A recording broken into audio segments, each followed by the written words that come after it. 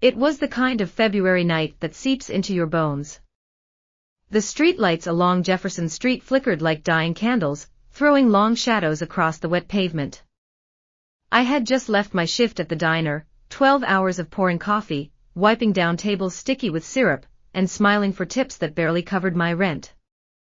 I was halfway to the bus stop when the sound hit me, a screech of tires, sharp and sudden, like the world tearing in half. My heart stuttered. Headlights flared in my vision, far too close. I froze. For one split second, I swear I saw his face in the driver's seat. My son. Ethan. The car swerved at the last second, tires hissing against the rain-soaked asphalt. My knees gave out, and I ended up on the curb, my palms scraped raw. The car didn't stop. Didn't slow down. And I knew it. He had wanted to hit me. Ethan had been my whole world once.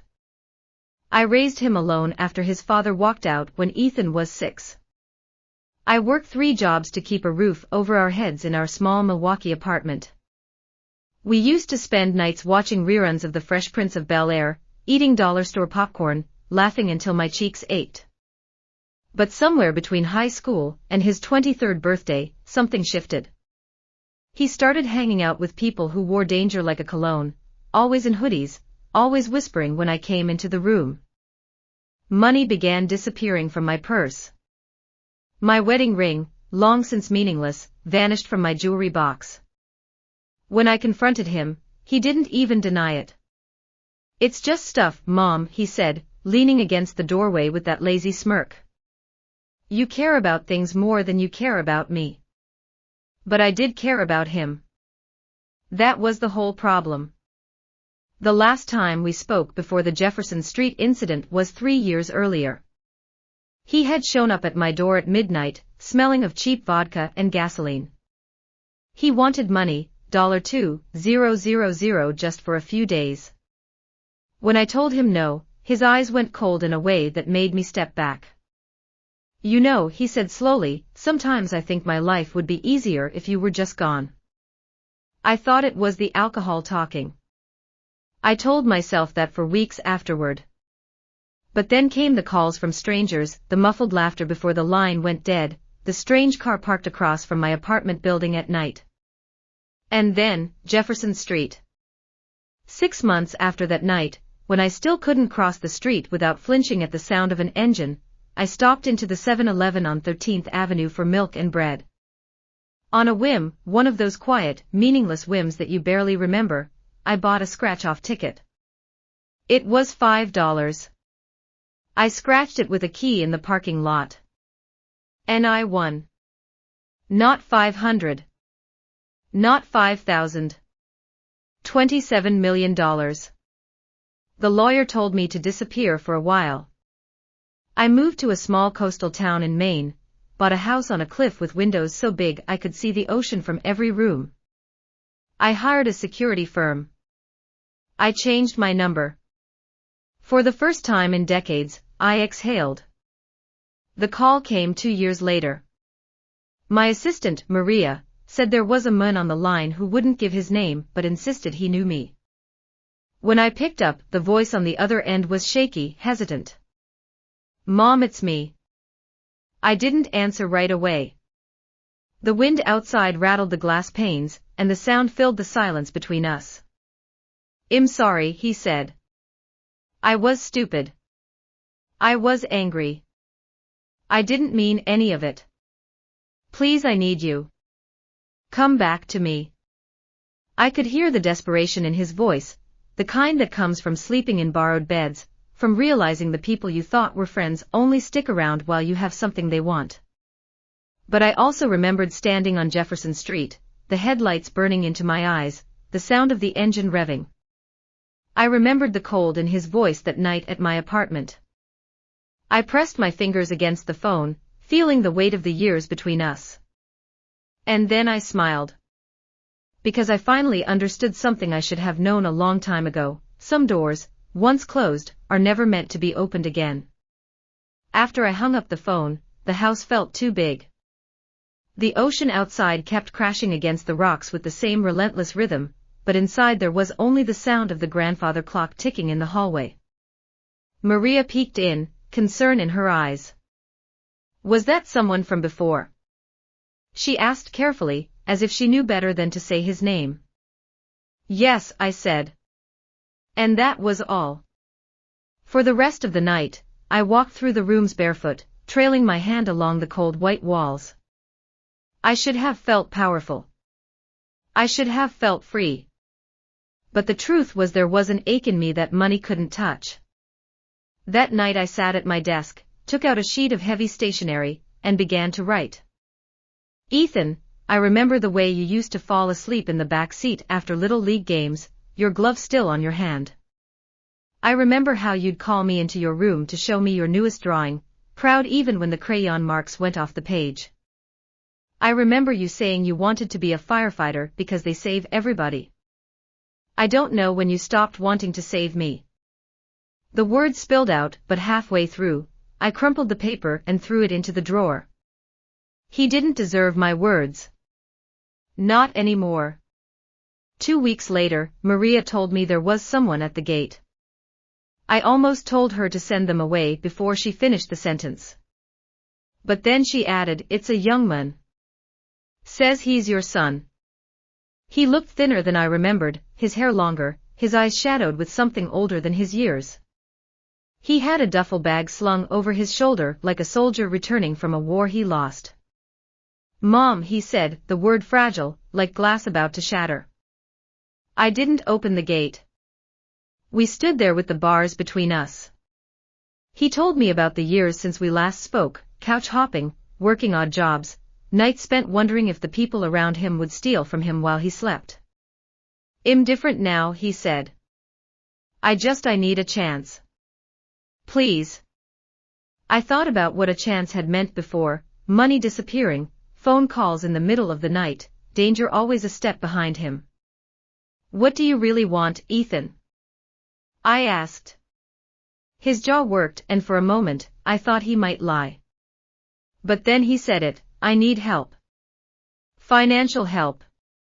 The old me, the woman who scraped by on tips, who thought love meant giving until there was nothing left, would have said yes. But that woman had stood in front of headlights on Jefferson Street, knowing her own son was behind the wheel. I can't do that, I said. Not anymore. His face hardened. You'd let me starve? I met his eyes. I'd let you learn. He stood there for a long time before turning and walking down the dirt road, the duffel bag bouncing against his back. I didn't watch him disappear this time. I went inside and locked the door. I hadn't eaten in 2 days. The last $20 I had went to keeping my phone turned on because if I lost that, I'd lose the only thread connecting me to the outside world. It's not like I hadn't thought about calling her before. I had. 100 times. But every time my thumb hovered over her name in my contacts, I remembered the way she looked at me the last time I saw her, like she didn't know me anymore. Like she was already gone. But then Marcus, the guy I'd been crashing with, told me rent was due, and his patience was thin. I ain't running a shelter, he said, tossing my duffel bag toward the door. You got till Friday. That night, lying on a bare mattress in the corner of his apartment, I stared at the cracked ceiling and thought about Jefferson Street. I thought about how she looked sitting on that curb, her hands bleeding, her eyes wide. And I wondered if I called her now, would she hang up? I woke up that morning to the smell of salt air and the sound of gulls. The house had a way of feeling like a sanctuary when the rest of the world pressed too hard. But the thing about sanctuaries is, sometimes they're just hiding places. I had avoided thinking about Ethan for months, burying myself in charity projects, community events, and dinners with people who knew me as Margaret Collins, philanthropist, not Margaret Collins, mother of the boy who tried to kill her. But grief has a way of seeping through walls. I would see a boy on the boardwalk, laughing with his friends, and for a moment, I'd think it was him. I'd hear the deep bark of a laugh I knew by heart, and my body would turn toward it before my mind caught up. That was the day Maria said Amun was on the phone. The day his voice trembled down the line. The bus ride to Maine was 14 hours of stale air and seatmates who didn't care that I kept my head down. I got off at a station the size of a postage stamp, the kind of place where everyone knows everyone else's business. The house wasn't hard to find. It looked like something out of a magazine, white siding, wide windows, and that ocean stretching forever behind it. I felt like a trespasser just standing at the gate. When she came out, she didn't look surprised. She didn't look happy either. She just looked at me, the way you look at a stranger who might be dangerous. And I guess I was. People like to think rejection is quick, a yes or no, a door closed or open. But rejection, when it's someone you love, is slow. It starts in the eyes, moves to the voice, and then settles in the heart like a stone. I saw the hope drain from his face when I told him no. Part of me wanted to reach through the gate, to pull him close, and say we'd figure it out. But I'd done that before. Too many times. And every time, it had cost me something I couldn't get back. As he walked away, I told myself I'd done the right thing. But when the ocean roared that night, it sounded a lot like anger. The bus ride back was worse than the trip there. I didn't even have the fare. Marcus' cousin drove me halfway to Boston in exchange for my last pair of decent sneakers, then dropped me on the side of the road. From there, I hitched rides with truckers who didn't ask questions. By the time I found a motel with a weekly rate, I had $38 left. The carpet smelled like mildew, the TV didn't work, and the blanket was so thin I could see the cigarette burns through it. I told myself I'd figure something out, day labor, dishwashing, anything. But the truth was, my hands shook when I filled out applications, and I couldn't look managers in the eye. Because I knew they could smell the failure on me. That night, I dreamed of headlights again. The Harbor Club was the kind of place where the waiters wore white gloves, and the menu didn't bother listing prices. My table was full of the people I'd learned to call friends, investors, local politicians, the mayor's wife. When I mentioned, carefully, casually, that my son had visited, a silence fell. Then Joanne Carter leaned forward, her pearls catching the candlelight. "You didn't take him in?" she asked, her voice just sweet enough to cut. "No," I said. Her eyes softened in that patronizing way wealthy women have. "Family is family, Margaret. Money can fix most things." I smiled politely, but inside I was thinking, money can't fix being hunted down by your own child. 3 days into my motel stay, Marcus called. "I got a job for you," he said. "Pays well, no questions asked." That usually meant something illegal.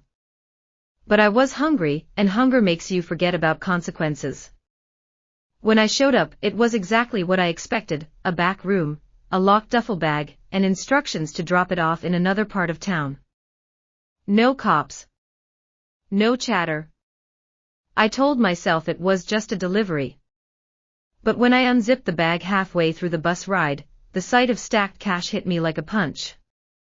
It was more money than I'd ever seen in my life. And still less than what I knew she had sitting in her bank account. The letter came in a plain envelope with no return address. Inside was a single sheet of paper: "You don't have to forgive me. But I'm in trouble. Real trouble. If you don't help me, I'm not sure I'll make it out." There was no signature, but I didn't need one. The handwriting was his, slanted, messy, the way it had been since grade school. I folded it carefully and put it in the drawer beside the letter I'd never sent. The drop was supposed to be simple. But simple things get complicated fast when there's money involved. I didn't even see the first guy coming, just felt the blow to the back of my head. When I woke up, the duffel was gone, and my face was pressed into the cold concrete floor of some basement I didn't recognize. My mouth tasted like blood. I thought of calling her. Not for the money this time, not even for rescue, just to hear her voice. But my phone was gone too. Somewhere upstairs a door slammed. And I realized this wasn't about the money at all. This was about me.